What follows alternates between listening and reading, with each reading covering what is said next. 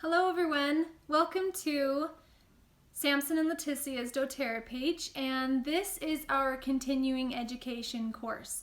So this is a playlist in a series of 8 videos going over lots of different broad subjects about essential oils, how to use them, how you can integrate them into your daily life, and how they can be an added benefit into all areas of your life. So this one, number 1, is about going through an essential oil foundation. So just understanding basic oils, okay? So this one's going to be really fun because this one has a lot of different information about how an essential oil works. So let's start there. So an essential oil is basically the lifeblood of the plant. Every oil and every living thing has an oil system, and the oil system is important for the plant. Just like our bodies need to fight off viruses and bacteria and everything, that's what the plant does. That's what the oil does for the plant in that function. So it regulates the growth and the hormones of the plant. It regulates the plant's metabolism. The oil functions as the plant's enzymes as well and builds the plant's immune systems to ward off the fungus, viruses, and bacteria. So this essential oil is different than the herb side of stuff. So we all know about herbs and cooking with cilantro and oregano and different herbs in that way. In that way, the plant is harvested, dried, dehydrated, right? And then crumbled up. And so it's in a powder form. And the essential oil is different. The essential oil side, what they're taking is the fresh plant, and then they're extracting the oil system out of the plant in a distillation process. So the essential oil is what happens in this distillation process is it makes it very, very concentrated. So like I cooked with cilantro the other day in my salad, didn't have any fresh cilantro on hand. So if you're going to substitute an herb powdered that's dried for an essential oil, for like 2 tablespoons of the dried powder, I used only 1 or 2 drops in my whole salad. So it gave the flavor of the cilantro, and I used the powder to kind of go for the look, but nothing substitutes for fresh for me when you're doing the cooking and stuff like that, but we can cook with them. I only needed 1 tiny drop, or sometimes I even put a Q-tip in the oil part, and I just swirl the Q-tip around in whatever I'm adding it to.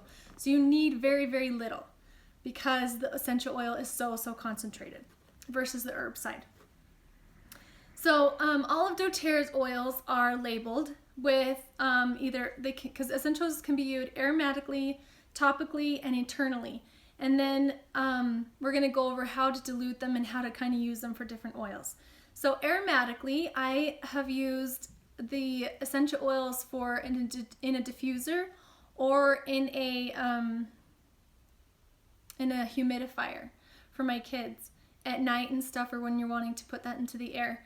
So it's a great way to substitute for candles because candles burn off and give off the toxins and chemicals that our kids are breathing, that we are breathing, and those can cause issues. And so you get rid of all the synthetic fragrances. You're using the essential oils in the diffuser, and diffusing like Purify, for example, can deodorize the air in your kitchen when you've cooked with fish or something like that. I use Purify and put it in my garbages or in the disposal, things like that, to where it will deodorize the air. I will also diffuse essential oils for to clean the air. So if we've got coughs or something go around, I would diffuse the On Guard or just straight cinnamon with orange, arborvitae, things like that will kill the pathogens that are transporting from person to person in the air, to cleanse the air and not have things stop spreading. So that's another way to use it. Another way that just to diffuse, just because you want it to smell good. Like the Harvest Spice, I diffused it the other day, and I came home and I walked in the house and I was like, it smells like fresh pumpkin cookies are just getting baked in here. It was amazing. It was so fun. So you diffuse it just for the smells too. And when you're diffusing the essential oils and being able to smell it that way, it's going to change the moods in the house because it's going and working with your olfactory nerve and affecting the emotions of the house. So you're going to diffuse essential oils for that way. The humidifier, I always would diffuse cardamom, eucalyptus, or the Breathe next to my kids' beds, and that will help them take in stuff into their lungs, especially if they're dealing with an issue in the chest that has to do with the chest. So that one's also really good. Or you can diffuse things to help you sleep. The Serenity, the Roman Chamomile, you've got Vetiver. Lots of those oils you can diffuse to even help you sleep. So there's going to be several different ways to put it and use it at either nighttime or during the day. Secondly, they can be used topically. So topically, you're going to put it on you on the location that you're actually needing. So if you have a sore throat, you're obviously going to apply it to your throat. If your knee is hurt, you're going to apply it to your knee. If you've got pain in your back, you're going to apply it to your back. Things like that, it's pretty common. The only places you will never put an essential oil is directly inside the ear canal, directly up the nose, and other sensitive areas, because they're so potent that that's going to actually do more damage than good. You don't want to do that. So if they do ever get into your eyes, because if you're applying around the eyes or anything, they do get in your eyes, it's not going to hurt your eyes. I've had my kid rub oregano right in her eye, and she screamed, obviously. But it'll go away. It's not going to blind you by any reason, so you don't need to freak out about that. And I'll talk later about how to counteract and neutralize those situations. But they can be used topically, and you're usually going to put it on in the area that you're needing it. The other way they can be used is internally. So there's going to be a lot of stuff out there with people saying, no, you can't, you should, never should, yes, you can, no, you shouldn't, yes, you can. So here's my 2 cents on it, and you can take it and decide whatever you want on it. There are certain essential oils, but there's about 5 that you should never take internally. But, and usually the blends you won't take internally, like Breathe, Serenity, things like that you're not going to take. A blend is a blend of 5+ oils. Or a single oil is just straight peppermint, wild orange. Okay, you're going to have those types of names if they're a single oil. A blend is going to have Breathe, Serenity, Aroma Touch, things like that. And those are just a blend of several different oils. So that's how you can tell the difference of that. So taking them internally, my 2 cents is that if we can take herbs internally, you cook with cilantro, oregano, parsley, cinnamon, there's all these things that we take internally. Obviously our bodies handle it fine. Why couldn't you take the essential oil if it's from the exact same plant? Okay, so that's my 2 cents on it. I did say earlier that they are more concentrated, so you're obviously going to use less. Now, if I downed a whole bottle of cinnamon, probably not going to be good for me. But taking 1 drop and shaking it up in my water bottle and drinking it throughout the day can help ease the discomfort of stomach ulcers or sores in your stomach. So they are a benefit if you take them internally. You just have to know how to do it, and you have to be smart about it. Logical. Okay, so that's my 2 cents on taking them internally. They can do wonders internally. One example is like for sore throat issues. Okay, I've got a sore throat. Now I can rub it on my throat right here, but usually if you're going to combat something and try and get better, you want to apply it directly in the area. So I'm going to gargle with a couple drops of On Guard with some water in my mouth. I have my kids put a little bit of water, hold it, and I put the drops in their mouth and they gargle with it. That's going to treat your sore throat much quicker than applying it right here. You're still going to get benefit from applying it on the outside, but it's not going to be as quick or as powerful. So like rubbing it on your lungs, you're definitely going to get a benefit doing that. But if you're putting it in a diffuser, or if you're boiling a pot of water and you remove the pot from the stove and just have the steam coming off, and you put a couple drops in that steam, and that steam carries the oil into your lungs, you're going to treat your lungs much better than rubbing it on just the outside. So usually you should treat both, and you're going to get better much quicker. So those are my cents, my two cents, and you can decide however you want to do that for you and your family. The next thing we need to know is that there's a difference between blended or neat. So the word neat is used when an essential oil that bottle is straight just the essential oil. If it says it's a touch oil, or if it's a blend, not all blends have the coconut oil, but if it says it's blended or a touch oil, it has been watered down with a carrier oil. And usually that carrier oil is coconut oil, a fractionated coconut oil, not the coconut oil that gets hard in your house when it's cold. This fractionated coconut oil stays as a liquid no matter what temperature. So Neat is the word when it's straight. Now, if it's straight, it's usually going to be more expensive because that's more straight oil, right? Logical. Okay, the next, diluting for sensitive skin. So if you have sensitive skin, you obviously know this about yourself, then you should always be adding a carrier oil. Olive oil works. The fraction, any coconut oil would work. Grapeseed oil, you've got the jojoba oil, the argan oil. There's so many oils you can use. You can use any of those as a carrier oil and apply, just put 2 drops in your hand with the oil in your hand and then apply. So that's for sensitive skin. We don't have to use that in our family very much. I don't even use it on my kids very much. They're totally fine. So the word, and then you've got to dilute things. Some of the oils are really warm to the skin and they should be diluted. And that would be hot oils, considered hot oils, which are oregano. Oregano's very hot. Thyme, cinnamon, cassia, and clove. So if you apply those to the skin, they're going to feel really, really warm and hot.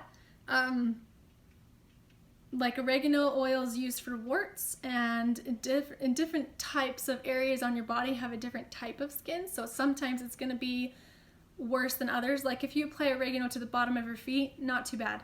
But if you're going to apply it to a sensitive area where there's thinner skin, you're going to feel it more. So you usually want to dilute those oils on a general basis. Okay, so we're going to move on to the different types of oils, so where the oils are coming from.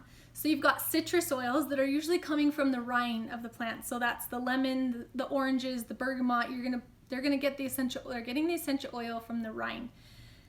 And then you've got flower oils, leaves, twigs, bark, and wood. And then resins, and then roots. They can actually pull the essential oils from roots or seeds. So there's lots of different ways. Every single part of the plant can be used, and different oils are used in different ways of how they decide to extract from which part of the plant, because each part has different constituents. As a basic overall, you've got bergamot, grapefruit, lemon, lime, wild orange. You have all these amazing ones that are citrus oils. Now, the only thing you need to know with citrus oils is that they can be photosensitive, which means you shouldn't apply them neat or without dilution on your skin and then go outside tanning or go into a tanning booth. You shouldn't do that with the photosensitive oils, I mean. So that's kind of the only caution on citrus oils. Citrus oils usually don't last on your skin very long. They don't stay on your skin and smell for a really long time. But the citrus oils are cleansing, they're invigorating, they're strengthening, they're refreshing, they uplift you in your mood. So they're really used for that. I use them in my cleaning sprays that I make at home, my soaps. I use them in things like that to uplift the mood. Flower oils, Kate.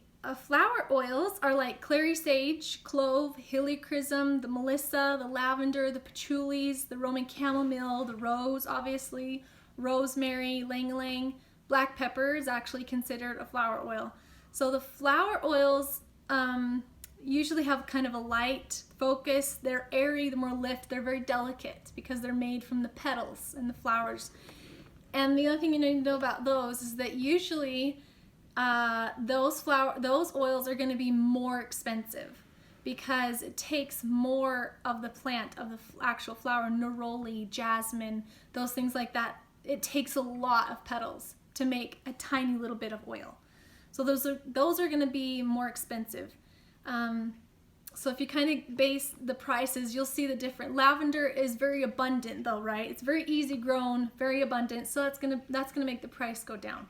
But to grow things like the jasmine and the rose, they're more expensive and it just takes more of the plant to make the oil.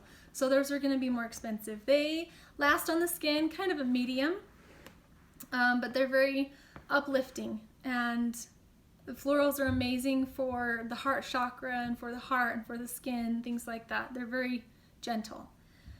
The next one is leaf oils. So you've got like basil, eucalyptus, geranium, lemongrass, marjoram, melaleuca, oregano, peppermint, cilantro. They clarify, they're pure, they're uplifting, and they're fresh.